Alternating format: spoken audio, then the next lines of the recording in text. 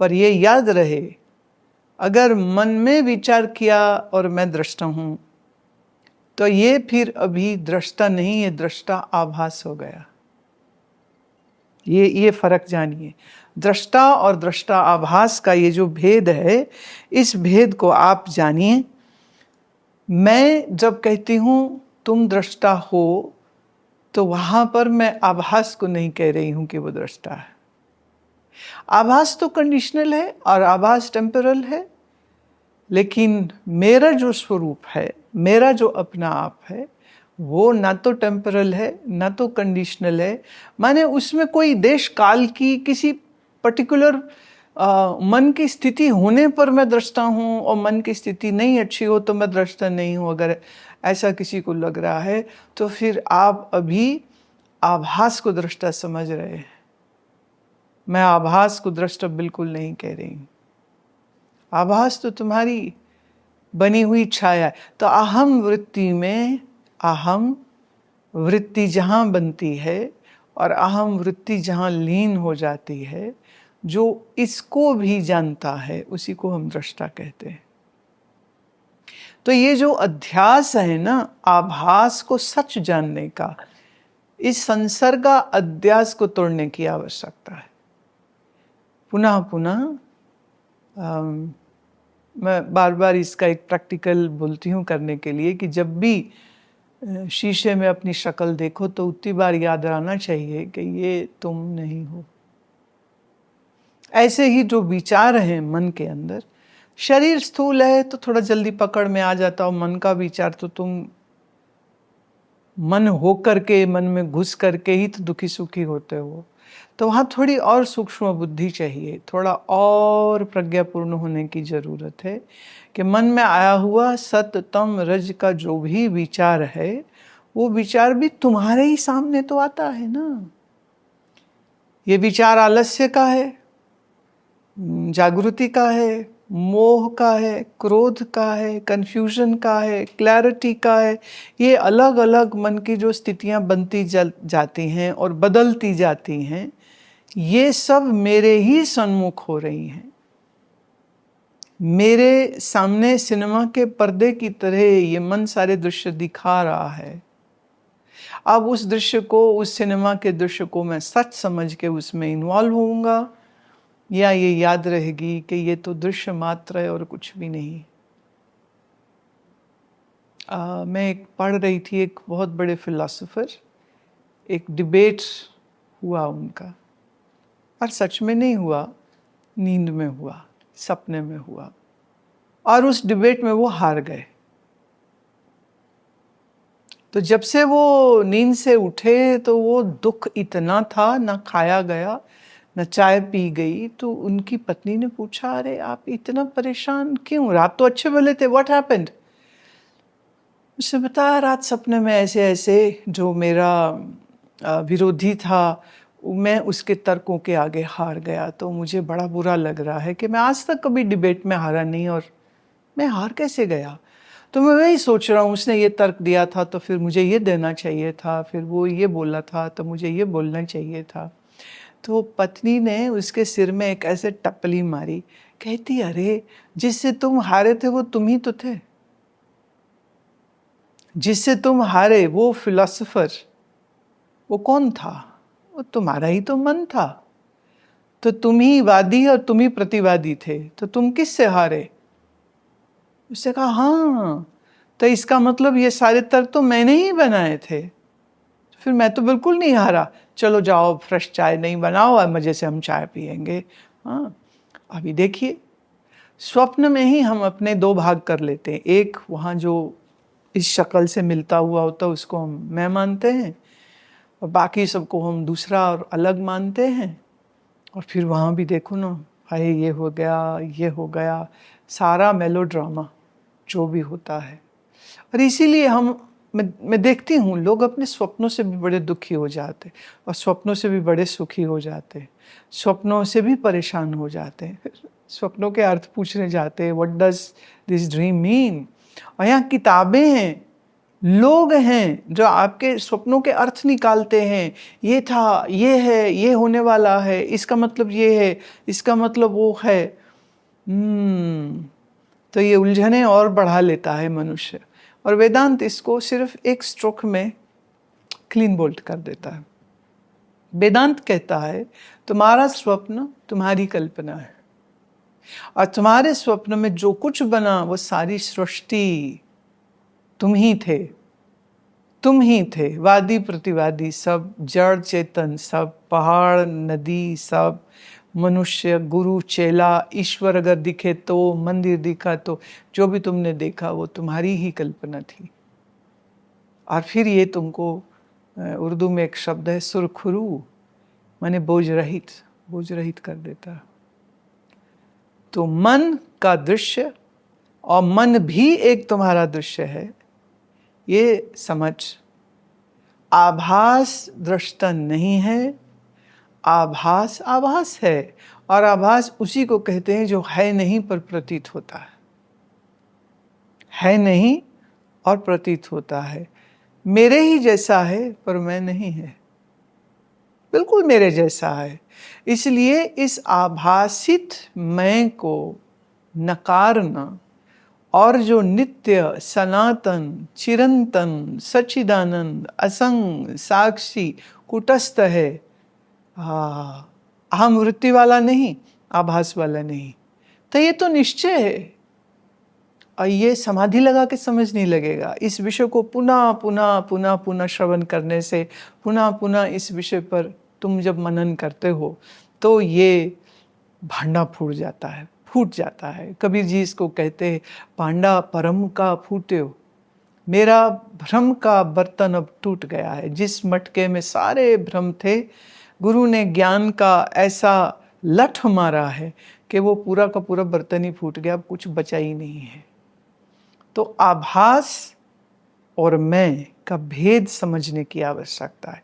मैं चैतन्य हूँ कि मैं अपने आप को चैतन्य आभास समझ रहा हूँ, मैं अपने आप को साक्षी जान रहा हूँ, या मन बुद्धि में छलके हुए अपने ही प्रतिबिंब को मैं साक्षी बनाने की कोशिश कर रहा हूँ।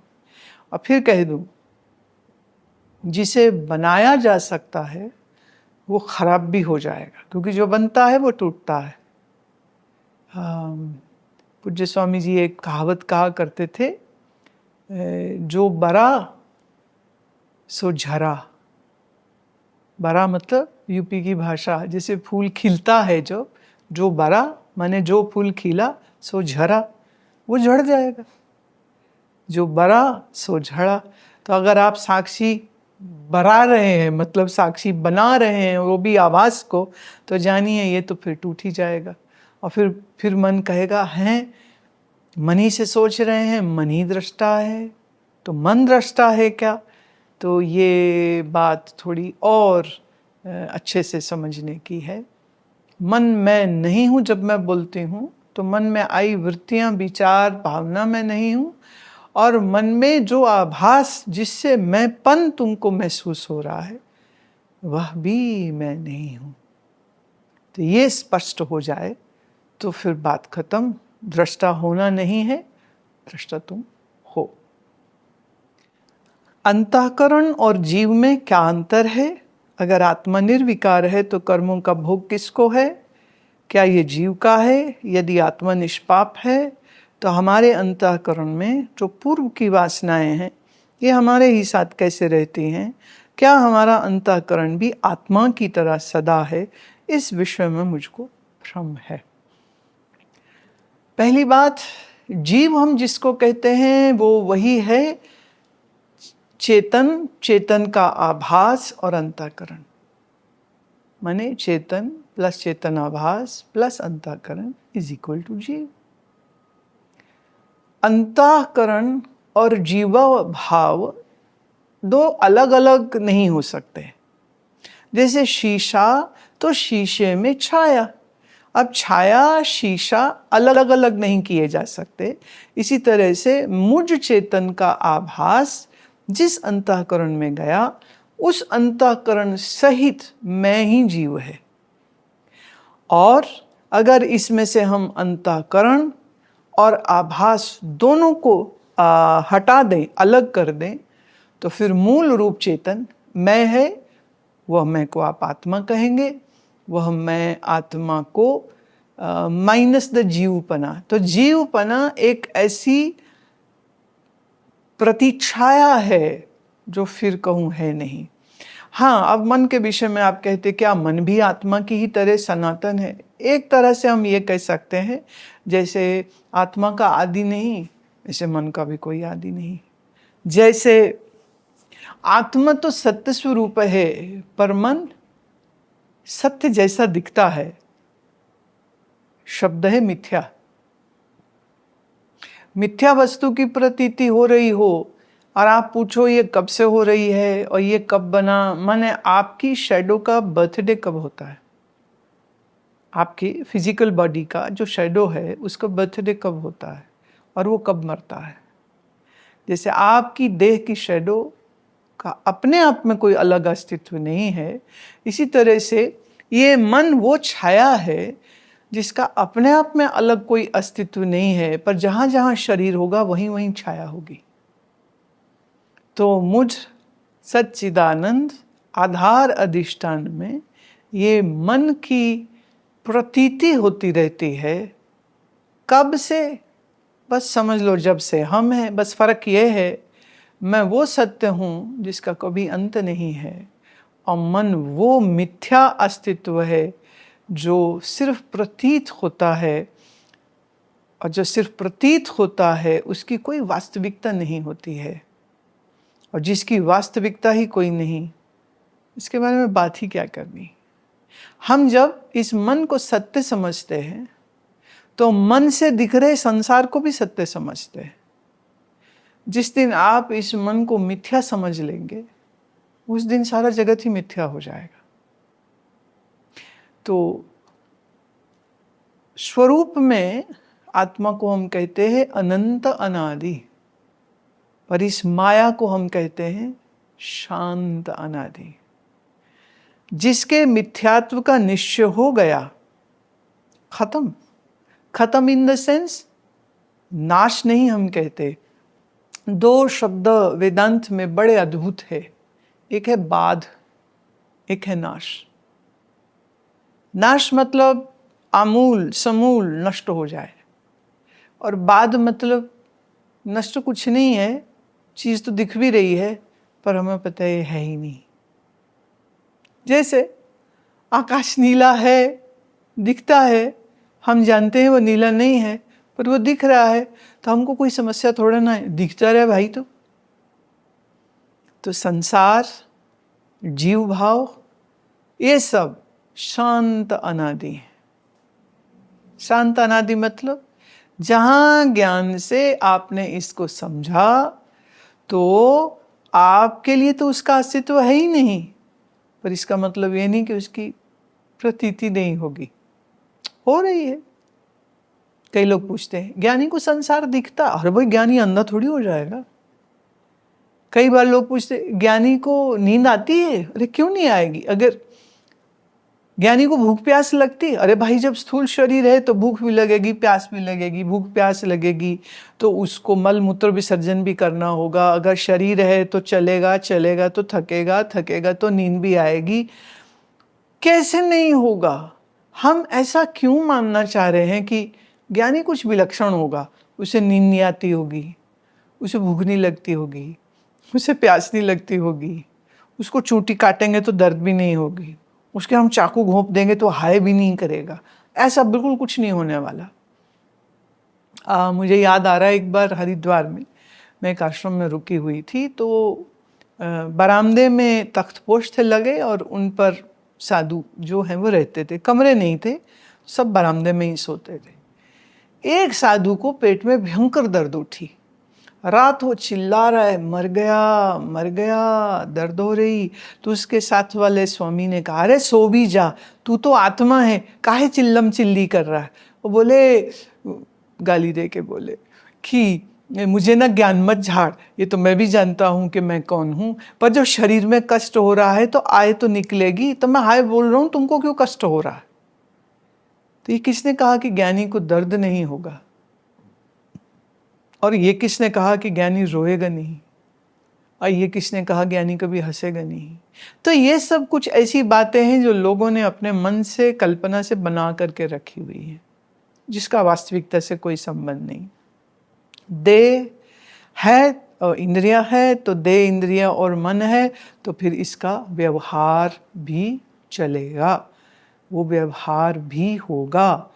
तो जीवपना कब तक है? जब तक अंतःकरण है।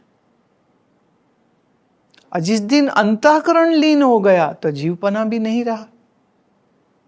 अब अंतःकरण लीन कब होगा? ज्ञानी का तो जीते जी हो गया। शरीर जब तक है तब तक अंतःकरण फंक्शनल होता है। तो जब तक अंतःकरण फंक्शनल है तो अंतःकरण माने मन, बुद्धि, चित्त, अहंकार की जो वृत्तियां, स्थितियां, वो तो सब बनती रहती है। इसीलिए विचार सागर ये कहता है कि ज्ञानी को भी व्यवहार में अगर ज़्यादा जाएगा तो व्यवहार में दुख होगा। और जो जीवन मुक्त है, माने जो ज़्यादा विरक्ति में रहता है और व्यवहार में नहीं रहता है, वह ऐसे सब विक्षेपों से बच जाता है। तो आत्मज्ञान होने के बाद ज्ञानी व्यवहार करेगा तो व्यवहार में फिर धूल भावनाओं की उसको लगेगी। बस वो बात अलग है कि जैसे हम मिट्टी में बैठे उठे, झाड़ा और मिट्टी गई, ऐसे ही ज्ञानी सब व्यवहार करता है, लेकिन जहाँ उसने एक छांटा अपने ज्ञान का मारा, उसको कोई चीज़ पकड़ती ही नहीं है, क्योंकि एक दफ़े आपने दही मथ दी, मक्खन अलग हो गया। अब भले मक्खन उसी दही में पड़ा रहे, माने उसी छाछ में पड़ा रहे, अब वो वापस उसमें मिल के दही नहीं होने वाला। ऐसे ही जैसे आत्म साक्षात्कार हो गया है, देह में रह रहा है, मन से व्यवहार कर रहा है, लेकिन अब उसको ना देह बांधेगा ना मन बांधेगा, वो उस मक्खन की तरह हो गया, उस नवनीत की तरह हो गया है, जो रहेगा इस देह मन की छाछ में, लेकिन फिर भी उससे अलग रहेगा।